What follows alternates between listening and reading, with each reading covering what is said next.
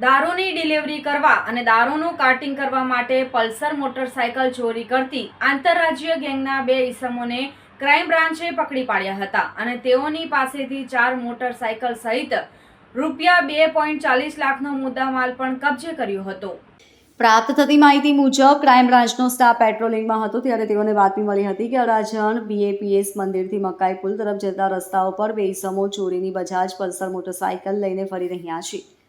પોલીસે આ બાતમીને આધારે ત્યાં વોચ ગોઠવીને ત્યાંથી રૂજલા, તોમલ અને રાકેશ સોકરિયાને પકડી પાડ્યા હતા। તેઓની પૂછપરછ કરતા તેઓ પાસેથી 4 પલ્સર મોટરસાયકલ પણ કબજે લેવામાં આવી હતી।